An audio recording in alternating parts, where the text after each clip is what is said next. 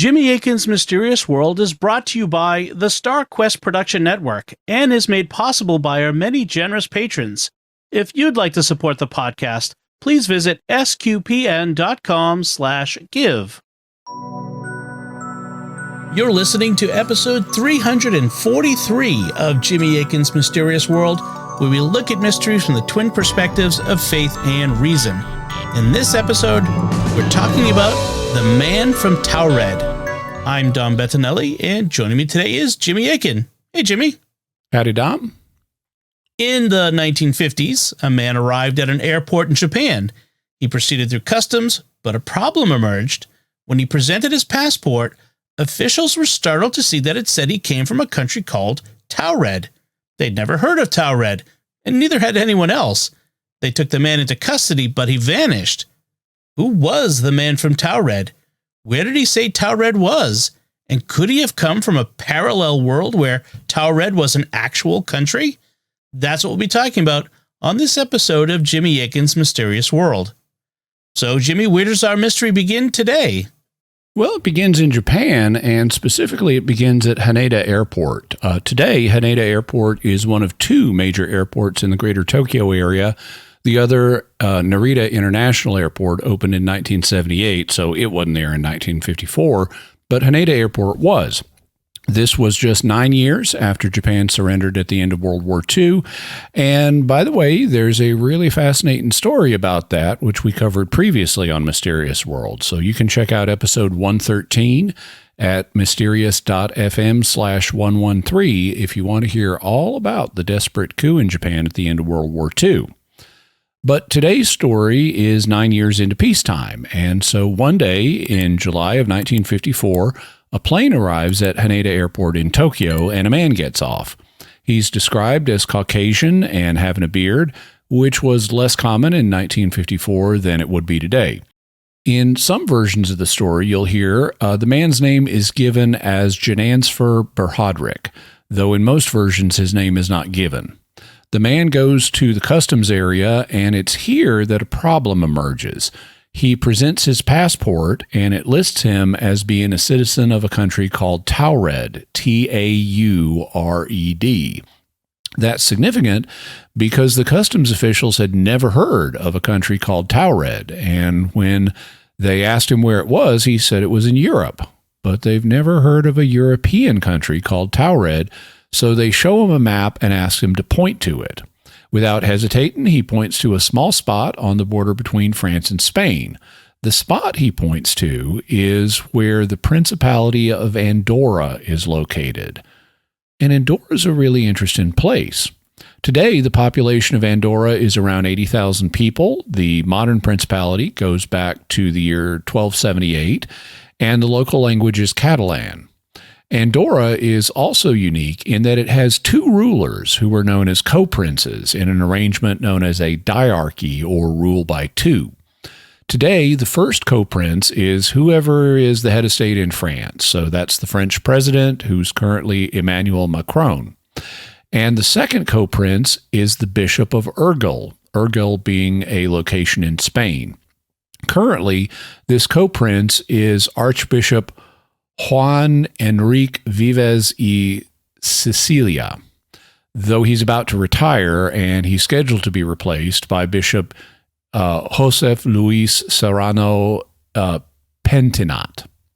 And I can't tell you how weird it is that you've got a bishop as a co-head of state, because the Code of Canon Law specifically provides Canon 285, Section 3.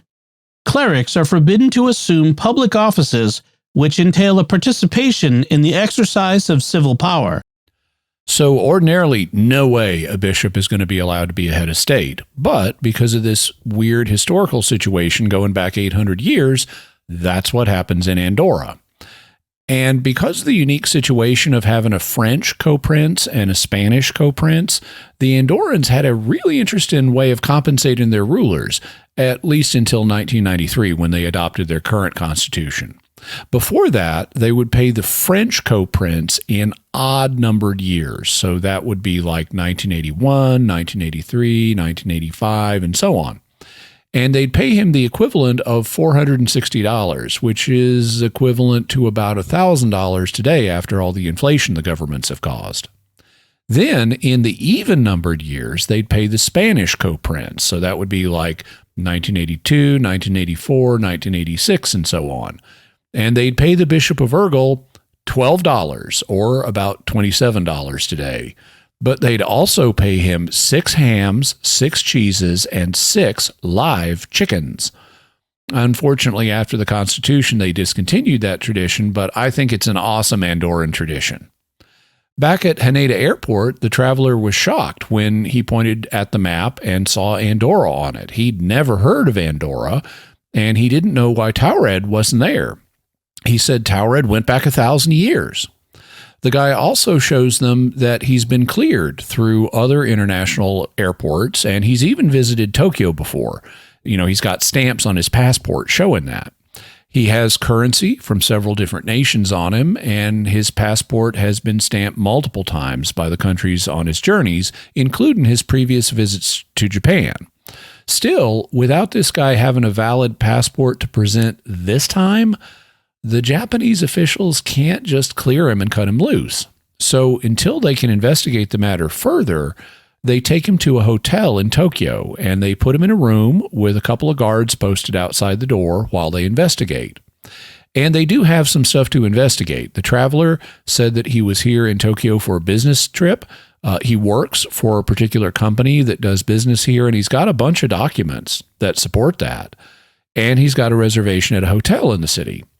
So the officials check by contacting the company and his hotel. But even though he had documents from the company says they have no idea who he is. And even though he said he had a hotel reservation in Tokyo, when they contact the hotel he was supposed to stay at, they say they don't have a reservation under his name. So it's all looking really strange. The next morning, when they go to ask him more questions, they enter the hotel room and he's not there. What's more, his room is immaculate. There's no sign he was ever there. His belongings aren't there, and his bed shows no signs of having been slept in. Yet, the guards who were stationed outside the door say he never came out. And this room is several floors off the ground and has no balcony, so he couldn't have gotten out through the window. He's just vanished, and nobody ever heard from him again. So that's the story of the man from Taured. Wow. So what theories are there about the man from Taured? Well, the most common theory that you'll hear is that this is what you could call a dimension slip. Time slips are situations where people appear to temporarily slip back in time, like the Versailles time slip that we talked about back in episode 224.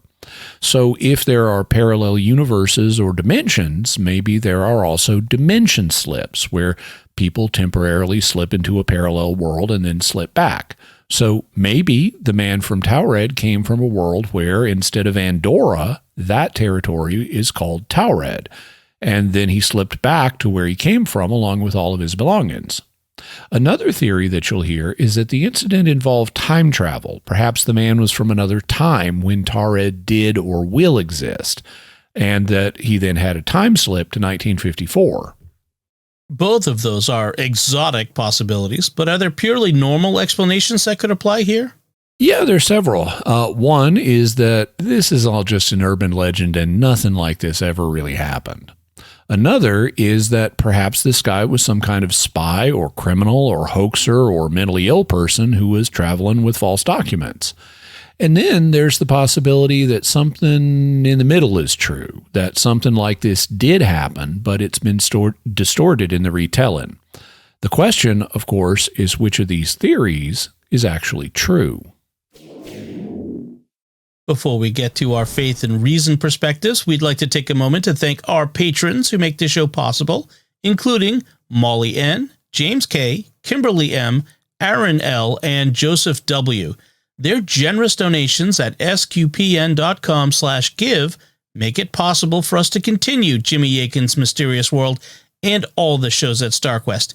And you can join them by visiting sqpn.com/give. Jimmy Akin's Mysterious World is also brought to you by DeliverContacts.com, offering top brand contact lenses at always low prices with free delivery. Visit DeliverContacts.com. And by the debut novel Pilgrims by M.R. Leonard, Alien Invasion, the Catholic Church, and a failed Latin teacher. Pilgrims is inspired by Augustine's Confessions and tells the story of a washed-up Latin teacher who gets thrust into the center of humanity's first contact with extraterrestrials who land at the Vatican and claim to be Catholic. Mysterious World fans who enjoy compelling science fiction from a Catholic point of view can find Pilgrims wherever books are sold and at mrleonardauthor.com.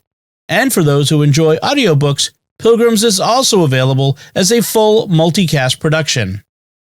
This StarQuest show is also brought to you by Exodus 90 and the Exodus 90 app. Men, we are called to share the hope and joy of Jesus Christ. Our family, friends, and community desperately need us to imitate our Lord to be radically present and available. What if you intentionally live this Advent season differently? Focused not on buying Christmas presents, but sharing the loving presence of Jesus Christ. We want to invite you to join us on the Exodus 90 app and break out of the religion of the world. Join the men of Exodus 90 and Monsignor James Shea, president of the University of Mary, who's our spiritual guide for Advent this year on the Exodus 90 app. Together, we will rediscover the hope that God lays out for us in the coming of His Son into the world. Go to exodus90.com/SQPN to learn more about Advent on the Exodus 90 app. That's exodus90.com/SQPN to join men from around the world this Advent starting December 1st. Be radically free in Jesus Christ this Advent.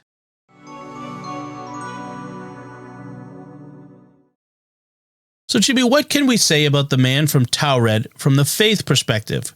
Would the Christian faith have anything to say about it if either of the exotic possibilities were true? Not really. The faith doesn't have anything to say about time travel. That's a matter for physicists to determine. And so if it turned out that time travel is real in the form of time slips, the faith wouldn't be challenged by that. It would just be another amazing fact about the world God has created. Similarly, the faith doesn't have anything to say about whether parallel worlds like the one this guy is supposed to have come from exist. I mean, we've got heaven, and you could think of that as a parallel world, but Taured is not in heaven. So if this guy came from a dimension where Taured is real and he had a dimensional slip, the faith wouldn't have any objection to that either. Again, it would just reveal an amazing aspect of the world God has created, or in this case, the worlds that God has created. Okay, then what can we say about the man from Taured from the reason perspective? How do you want to proceed now? A standard rule in paranormal investigations is that you start with the normal explanations because normal explanations are more common than paranormal ones. So you start with the normal explanations, and if you can rule them all out, then you have a basis for proposing a paranormal explanation. Before you get to that, I know you wanted to make a comment about the two exotic explanations we covered, the time slip and the dimension slip explanations. What did you want to say? Although I've heard both of them online, I think one is much superior to the other. If the time slip explanation were true, the traveler would need to be from somewhere Taured existed in place of Andorra in the history of our world, and that would either be the past or the future. But both of these options create problems. If he came from the past, then it would have to be the really distant past, since the Principality of Andorra has been there since the 1200s.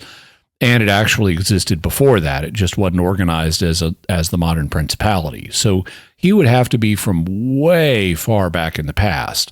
But if that were the case, he wouldn't speak any modern language, which he obviously did if he was speaking with Japanese customs officials, whether in Japanese or some other known language. Further, he wouldn't know how to navigate customs if he was from the distant past. He wouldn't have modern currency from several nations. He wouldn't have been able to name a modern company that he worked for or a modern hotel in Tokyo where he had a reservation. He wouldn't have a passport. And he wouldn't even know what an airplane was, since these were only invented in the early 20th century. So he can't be from the past. So what about the future? Here we also run into problems. First, there's no sign that Andorra is about to change its name to Taured, and even if it did, the memory of Andorra would persist. So, people in the newly formed nation of Taured would know that the area used to be Andorra, the same way that Americans know that the United States began as 13 colonies of Great Britain before we threw off the shackles of our former British overlords. And, no offense to our former British overlords. But the travelers reported not to have known about Andorra, in which case he would have to come from really far in the future after the memory of it had faded. But in that case, we had all the same problems as if he was from the distant past. He wouldn't speak a modern language. He wouldn't know about how to navigate customs today.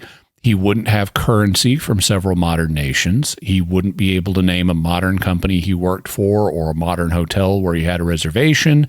He wouldn't have a 1954 passport. And if he knew what an airplane was, he would be freaking out about all the old-fashioned 1954 technology surrounding him in the Haneda airport. I mean, if I, from 2024, were transported back to 1954 Tokyo, I'd immediately notice that it's not the Tokyo of 2024. And it would have to be a much bigger jump if the traveler was from the far future. So both the idea that he was from our past and our future have serious problems with them. I thus conclude that if either exotic explanation is true, the dimension slip is much superior. He could have come from a parallel world where Taured exists in place of Andorra, but it's otherwise very similar, with similar languages, similar airplane travel, similar customs procedures, similar passports, similar companies, and similar hotels, and that would explain the reported data much better. Okay, then let's take a look at the normal explanations before we propose a paranormal one. What about the idea that this was just an urban legend and nothing like this ever happened? What do you make of that possibility? At first glance, it has a lot going for it. You'll recall that I said some versions of this story give the man's name as Janansfer Berhadrik, but this is not very commonly reported. That name doesn't appear very often. If you search for that name compared to the man from Taured, the large majority of hits are for the latter. It's like 20 times more common to find websites referring to the man from Taured compared to Janansfer Berhadrik. So it looks like that name may be a recent invention. In that case, the main character of our story doesn't have a name. And you also don't find the name of his company or the name of the hotel where he was supposed to have a reservation. The story is curiously silent on all the key details that you'd want to look up to verify it. Furthermore, none of the versions of the story that you find on the internet had documentation from primary sources. I mean, how did people writing these websites know that this event had happened? If it were true, it obviously became public, and it would have become public first in Japan where it happened. So where are the links to Japanese newspapers from 1954? Or where are Japanese web pages mentioned in Taured? There ought to be some kind of paper trail that could be followed up on to trace the story back to its origin.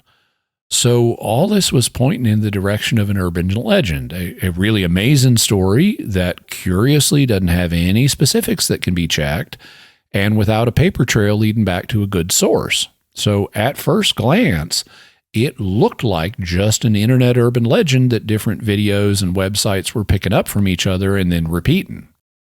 That's twice now that you said at first glance. Is there actually more to this story so that it's more than just an internet urban legend? Actually, yes. Here comes a twist for this episode.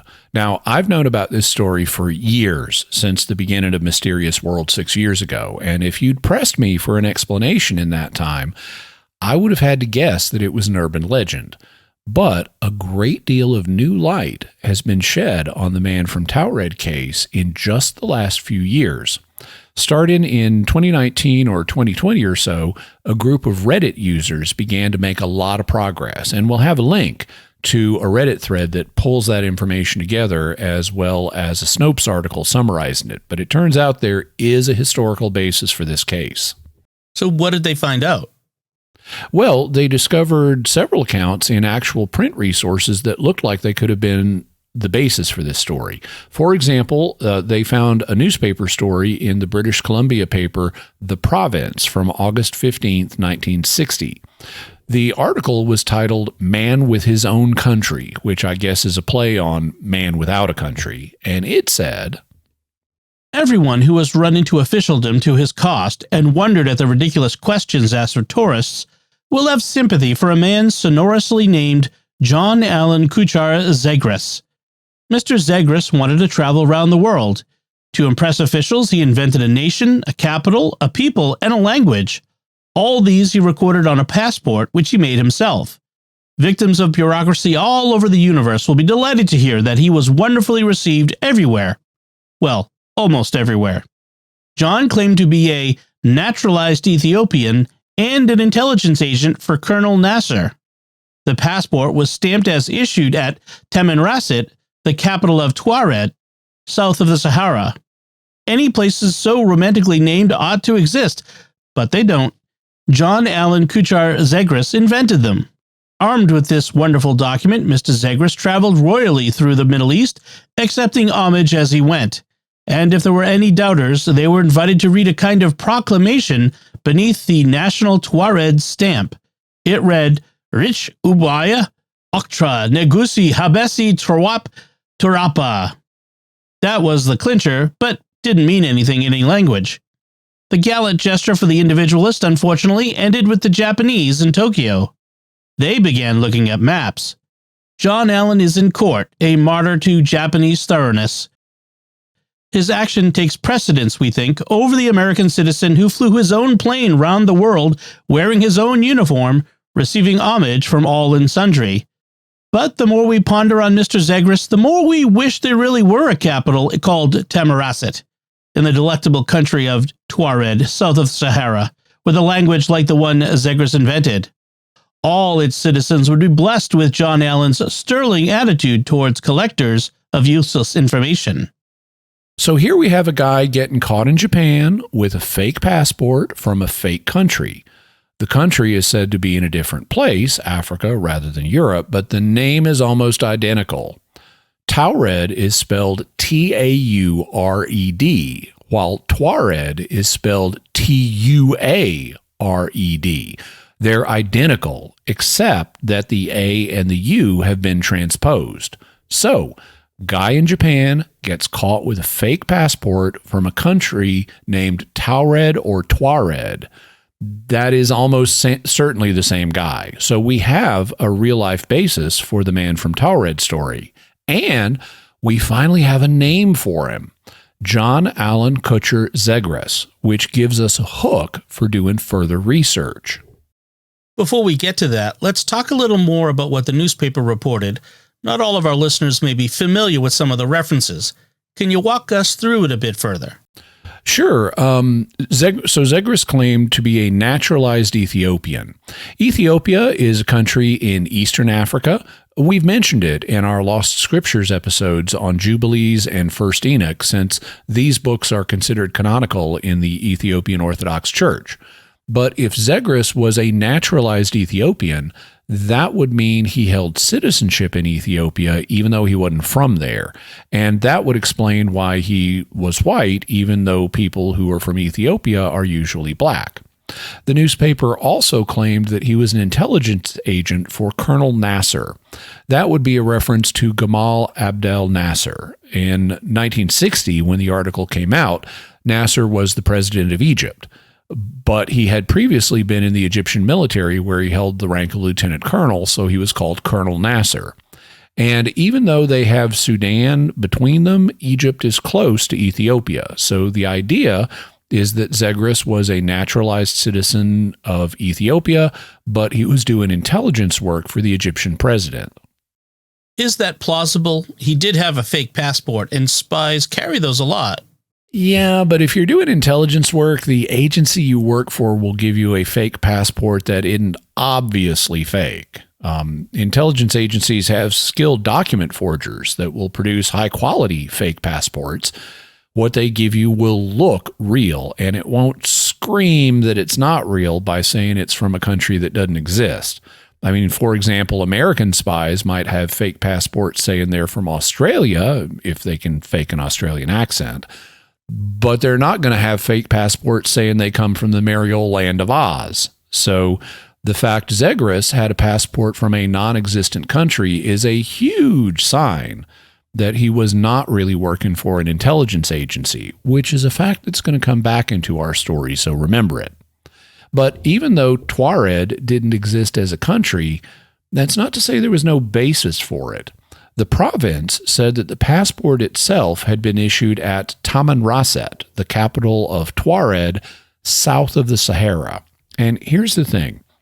Tamanrasset is a real place in Africa, only it's not in Ethiopia or Egypt, and it's not south of the Sahara. Instead, it's in North Africa over in Algeria.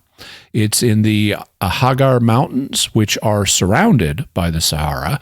And here's the thing, it is a principal city. Specifically, it's the chief city of a region that is known as the Algerian Tuareg. It's called that because it's the part of Algeria where a semi-nomadic people known as the Tuareg live. They're a Berber people, and notice how their name is spelled. Tuareg. It's the same as Taured, except it ends in a G rather than a D, and both D and G are similar sounds. They're both voiced consonants, and all you do is change the point of articulation forward in your mouth from G to D, so they're easy to get confused. It's thus probable that Tuareg became Taured, which became Taured. It may have been that Tuareg was what was on the original passport, then it got changed to Taured for the 1960 newspaper story, and then it became Taured in the years since. So even though it's not a real country, Tuareg is just a region in the Sahara Desert. There does seem to be a real world basis for the underlying fake country. You said that there were other things the Reddit investigators found. What else did they uncover? Well, the story of John Zegrus was apparently in the news in 1960 because from the same year, just a couple of weeks earlier, on July 29th, there was a speech in the British House of Commons that mentioned him. Mr. Robert Matthew, the MP from Honiton, was making a speech about how passports are not very good security checks. And of course, this was back when a passport was just a little paper booklet before the high-tech passports we have now. Anyway, Mr. Matthew said, "My honorable friend may know the case of John Allen Zegrus, who is at present being prosecuted in Tokyo. In evidence, he describes himself as an intelligence agent for Colonel Nasser and a naturalized Ethiopian. This man, according to the evidence, has traveled all over the world with a very impressive-looking passport indeed. It is written in a language unknown, and it has remained unidentified, although it has been studied for a long time by philologists. The passport is stated to have been issued in Tamanrasset, the capital of the independent sovereign state of Taured. Neither the country nor the language can be identified, although a great deal of time has been spent in the attempt. When the accused was cross-examined, he said that it was a state of 2 million population somewhere south of the Sahara. This man has been around the world on this passport without hindrance, a passport which, as far as we know, is written in the invented language of an invented country. I would stress, therefore, that passports are not very good security checks." So he's clearly referring to the same guy, John Allen Zegrus, naturalized Ethiopian, Tamanrasset, Taured, all the same stuff. But he adds a couple of details. First, Taured is supposed to have 2 million people, though it doesn't exist. And second, Zegrus is currently being prosecuted in Tokyo. No doubt that's why his case came to the attention of international newspapers, and that gave us another hook for research. We should be looking for a 1960s court case in Tokyo involving him. And were they able to find anything like that? One of the things that they found was a CIA summary of a Japanese radio broadcast that mentioned him. The CIA has a daily report of foreign radio broadcasts where they summarize what gets said. And one of the summaries from December 22nd, 1961 said this. Zegrus sentence. The Tokyo District Court, 22 December, sentenced John Allen K. Zegrus, a man without nationality, to 1 year imprisonment for having illegally entered Japan and passing phony checks. Zegrus, self-styled American, who has professedly acted as an agent for the U.S. Federal Bureau of Investigation and the Central Intelligence Agency, entered this country in 1959 on a bogus passport. So apparently Mr. Zegrus' case did not go well in the courts, and he was sentenced to a year in prison. And even though the summary of the broadcast is very short, we have more information about him. The charges against him weren't just traveling on a false passport. He also had been passing phony checks in Japan. So that would indicate that he actually made it through customs and then had been passing phony checks afterwards. Also, he had entered the country not in 1954, but in 1959, which explains why it was in the news in 1960 and 61. And this is an easy mistake to make since a 9 looks a lot like a 4, so 1959 could be mistaken for 1954. We also learned that he claimed, at least in his court case, to be an American, but they didn't know whether that was true or not. And he claimed to have been both an FBI and a CIA agent, so there's where the claim about being an intelligence agent comes back into our story. Except, as we had heard earlier, he almost certainly wasn't an intelligent agent, since if he was, he would have had a professionally produced high-quality fake passport that wasn't from an imaginary country. Instead, given that he was passing phony checks, something that intelligence agents typically don't need to do since they're funded by their agency, it sounded more like he was a criminal. That's a summary of a Japanese news broadcast, but did the Reddit investigators ever come up with any reference to Zegrus in the Japanese press itself? They did. A Japanese Redditor named Terayuchi found several articles dealing with him, and one of them had a picture of Zegrus. So in the video version of the podcast, we'll have a newspaper photo so that you can see what the actual historical alleged man from Taured actually looked like. Unfortunately, we have only AI translations of the Japanese articles into English, so there are some errors in the translations. I've tried to clean them up a bit, though, but here's what they say. The first one is from August 10th, 1960, and it says, "The mystery man who tried to smuggle himself into the country. Attempted suicide immediately after sentencing. Fictitious nationality, fluent in 14 languages. A mysterious foreigner of unknown nationality and background accused of illegal entry and fraud tried to commit suicide in front of the judge who handed down the verdict at the Tokyo District Court on August 10. The defendant, John Allen K. Zegrus, 36, was sentenced by Judge Yamagishi to 1 year of imprisonment. The prosecutor asked for a year and a half at the sentencing hearing of the Tokyo District Criminal Court number 28, shortly after 10 a.m. on the same day. But when the interpreter told him of the sentence, the defendant suddenly stood up and jabbed his arms with pieces of a glass bottle that he had hidden in his mouth, and then he tried to kill himself. He slashed himself. Surprised by the bleeding, 3 attendant guards rushed to the scene, but there was a great commotion. He was shouting, "I'm going to kill myself," in English, and the patient was admitted by ambulance to Kyobashi Hospital in the vicinity. The extent of his injuries is believed to have lasted about 10 days.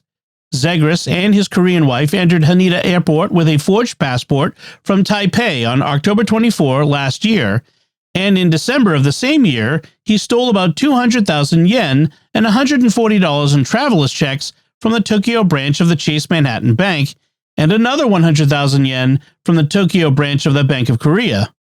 The forged passport used to enter the country was handmade, and the name of the country, Nagusi Habesi Gulul Olul Olul Olul Esprit, was completely fictitious, and the characters written on it were also unclear, even after being authenticated by a specialist as to what language it was written in.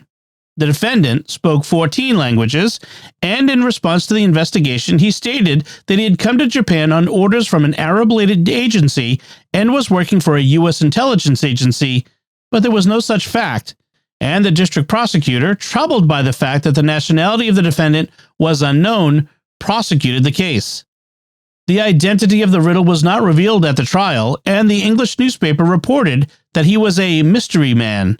The passport of the nationality was the size of a weekly magazine and was recognizable at a glance as a fake. However, the Japanese embassy in Taipei issued a visa on October 17 last year, and this is the first time that the defendant was able to enter the country with this kind of passport.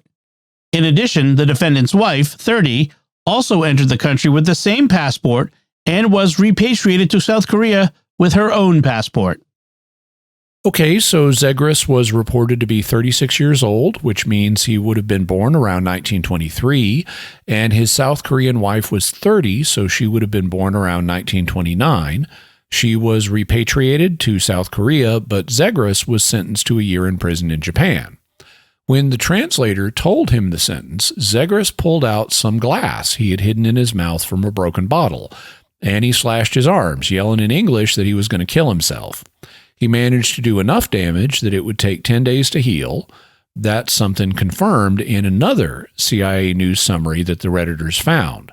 It said, Zegrus suicide attempt. John Allen Kuchar Zegrus attempted suicide in a courtroom of the Tokyo District Court August 10 after he was found guilty of violating the Immigration Control Ordinance and of committing fraud. He suddenly cut both of his arms with a piece of glass he had concealed in his mouth when the court sentenced him to prison for a 1-year period.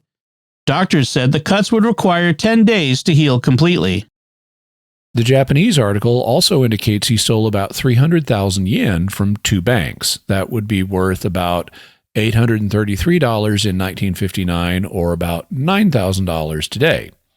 The $140 of traveler's checks he also stole would be worth about $1,500 today, so all told, he was on the hook for stealing about $10,500, apparently using phony checks.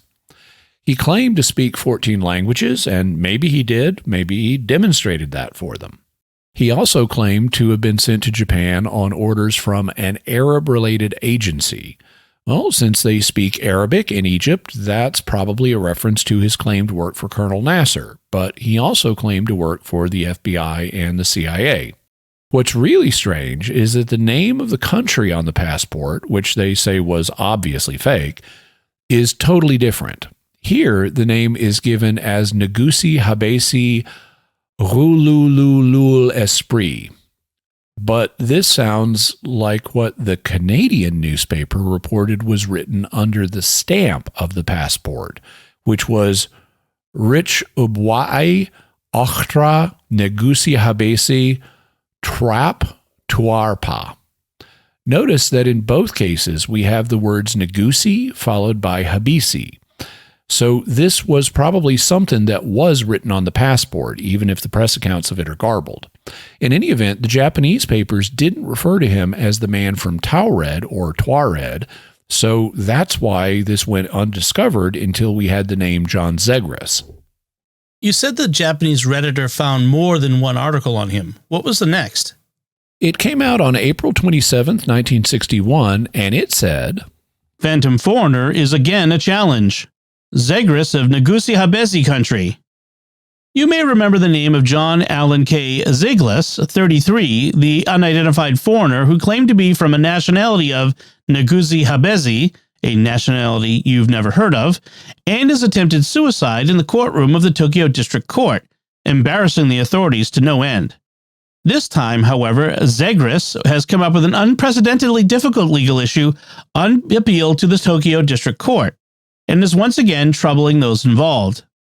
Zegrus entered the country illegally from Taipei in October 1959 using a homemade passport and was unable to pay for his stay in Taipei, so he perpetrated a forged check fraud, but his background and nationality are still unclear, even in the investigation by the authorities in Yaki.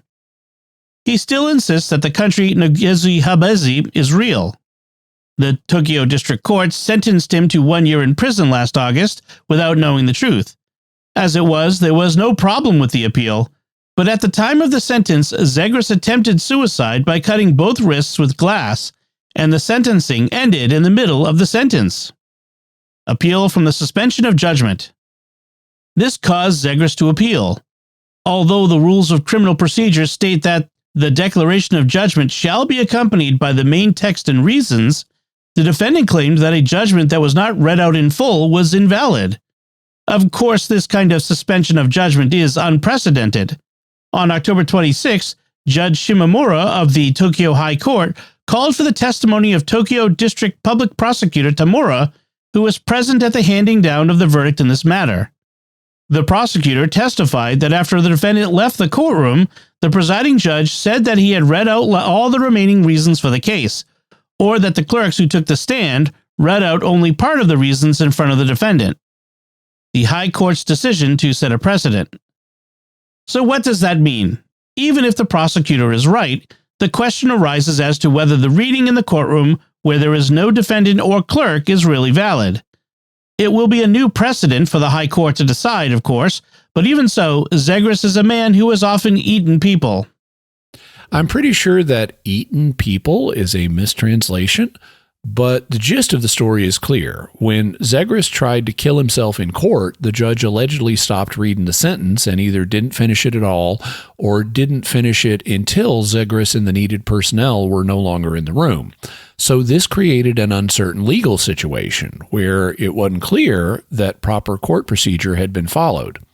And Zegrus had a possible basis for appeal, so the matter would have to be sent to a higher court for adjudication.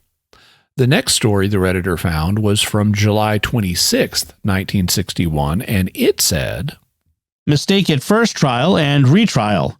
Mystery man in appellate court. The appeals court hearing on the charges of illegal entry and fraud against John Allen K. Zegrus, 37, a self-proclaimed American-born who claimed an unidentified nationality of Neguzi Habezi and attempted suicide in the Tokyo District Court's sentencing court, and who was a mysterious foreigner, will be held on April 24th at a little after 2 p.m. in the Tokyo High Court's Prosecutor's Office Division 2. It was held in front of Judge Shimamura's office, but the judgment was reversed and set aside on the grounds that the judgment of the district court was suspended due to the defendant's attempted suicide, and the reason for the judgment was not given. The judgment was reversed and set aside on the grounds that it was a violation of procedural rules and was invalid. This is the first time that a judgment has been declared invalid due to an accidental interruption. The unraveling of the defendant's identity will be brought back to the Tokyo District Court. Zegrus was indicted by the Tokyo District Public Prosecutor's Office on charges that he entered the country in October 1959 from Taipei in a diplomatic capacity using a homemade passport, and, having trouble paying for his stay, committed check fraud at the Tokyo branch of the Chase Manhattan Bank and the Tokyo branch of the Bank of Korea.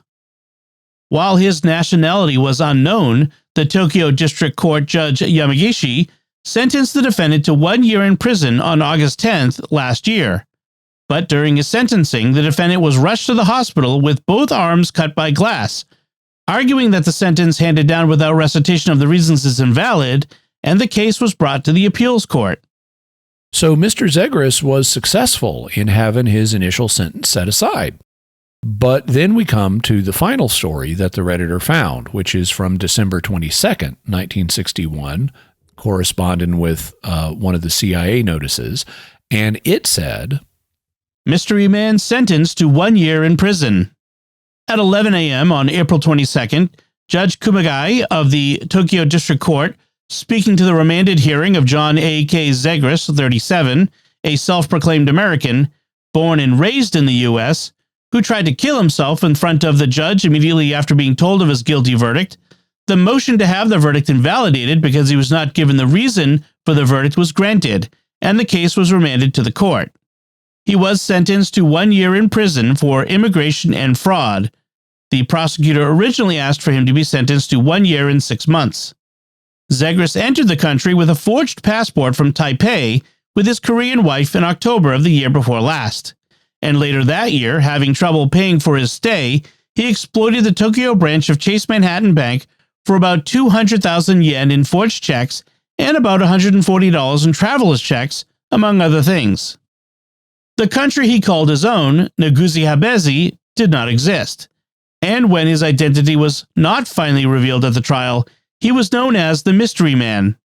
The sentence was the same at the retrial, but the defendant was eventually able to avoid serving a single additional day in jail, for he had already served more days than his sentence. "From now on, I'll start a new life in a new country," he said in court, thanking the court and immediately waiving his right to appeal. And notice that in these Japanese newspaper articles, the name of the country continues to be Negusi Habisi rather than Taured or Taured. So it may be that Negusi Habisi was the actual name of the country on the passport, and that it also somewhere referred to Taured, which got picked up by the press in the West and transformed into Taured. In any event, things ended well for Mr. Zegrus. At his retrial, he was again sentenced to a year in prison, but since he'd already served more time than that, he was let go. He thanked the court, waived his right of appeal, and said he'd start a new life in a new country. Do we know where that was? Nope. It's at this point that Mr. Zegrus vanishes, at least from the research that's been done so far that I've uncovered. However, it may be possible to push the research further. One of the things I noticed in the AI translations of the Japanese newspapers is that they were inconsistent in how they spelled his name. They often said his name was Ziegler or Zegless. In the versions we just heard, I standardized it to Zegrus to avoid confusion, since that was the name in the Canadian newspaper. But I suspect that Zegrus is an artifact of back-translating the name in the Japanese media into English. Native Japanese speakers are known for having difficulty distinguishing the L sound from the R sound because they aren't clearly distinguished in Japanese. This is the same phenomenon as English speakers having difficulty distinguishing two different versions of the letter P that are actually distinguished in languages like Hindi. You can hear the two sounds in the English word pop, where the first is a breathier P and the second is a hard stop with a little secondary burst after it. Pop. Except here in the Ozarks, we don't do the little pop. We just say pop. You can see the difference in a waveform, but English speakers don't consciously distinguish them the same way that Japanese speakers don't consciously distinguish between L and R. There's also a problem translating a Western name into written Japanese, like these newspaper articles. In addition to the logograms, or symbols representing whole words that Japanese is famous for, written Japanese uses two syllabaries for writing words out sound by sound. A syllabary is like an alphabet, except that each character represents a whole syllable, whereas an alphabet has a character for each individual consonant or vowel. The two syllabaries in Japanese are known as hiragana and katakana, and they tend to use katakana to transliterate foreign words like a name. But neither syllabary differentiates between the L sound and the R sound. Well, you can hear how Zegrus has an R sound, while Ziegler and Zegless have an L sound. Well, it turns out that Zegless is a Western name. It's not very common, but there are people in the West named Zegless, and Ziegler is an even more common name. So I suspect that his actual name was something like John Allen Kutcher Zegless or John Allen Kutcher Ziegler. But in the process of turning his name into written Japanese and then back into English, it got transformed into John Allen Kutcher Zegrus. We thus may not only have a mystery about what happened to him after he was released from prison, but an ongoing mystery about what his original name was. And the latter mystery may be able to help us crack the former mystery. If Redditors or others were to check records from 1961 and 1962, looking for John A.K. Zegless and John A.K. Ziegler, they might be able to find out what his movements were after he was released. I don't plan to do that research myself, at least at the moment, but perhaps some Redditors or other listeners would care to look into it. And if you do, let me know what you find, because I'd love to update this story.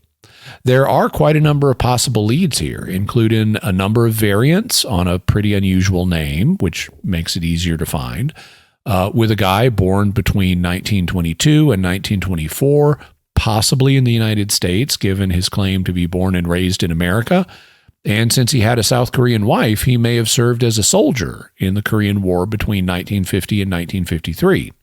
So checking U.S. Census records, military records, and marriage records might turn him up, and we might learn a lot more about him. So here's hoping. So, Jimmy, what's your bottom line here? The Man from Taured is a great story, and it's cool to think about it as a dimension slip from a parallel world, but the evidence doesn't support that. What the evidence does support is still a really interesting story. In October of 1959, a man named John Allen K. Zegrus, or Ziegler, or Zegrus, arrived in Japan from Taipei with his South Korean wife, and he was traveling on a phony passport. He had trouble paying for his stay in Japan. He did get through customs, but then he had trouble paying for his stay in Japan. So in December of 1959, he wrote some bad checks totaling around $10,500. He then got caught. His wife was deported to South Korea, and John was put on trial. He was sentenced to a year in prison, but while they were reading the sentence and the reasons for it, he attempted to commit suicide by slashing his wrists with some broken bottle glass that he had concealed in his mouth. This was a huge breach of Japanese etiquette and an embarrassment to the court. Particularly embarrassing was the fact that they were so shocked that they didn't finish reading all the stuff they needed to, at least not in front of the right people. So John appealed his sentence, got it set aside, and got a new hearing. The new hearing also resulted in a 1-year sentence, but by this point, John had already served that much time, so he thanked the court, waived his right to appeal, and said he'd start a new life in a new country. Let's hope it went well for him. So, Jimmy, what further resources are there on The Man from Taured? We'll have a link to a YouTube video on the story from 2017, which was one of the ways I learned about it back in the day. We'll also have a link to the Reddit thread bringing together a lot of this data and also a summary of some of the data from Snopes.com.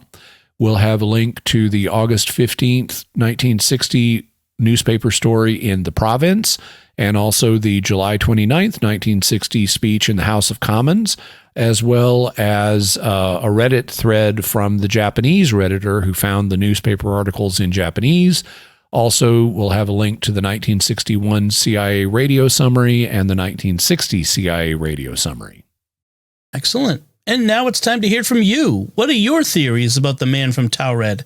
Let us know by visiting sqpn.com or the Jimmy Akin's Mysterious World Facebook page, sending us an email to feedback@mysterious.fm, sending a tweet to @MYS_world, visiting the StarQuest Discord community at sqpn.com/discord, or calling our mysterious feedback line at 619-738-4515. That's 619-738-4515.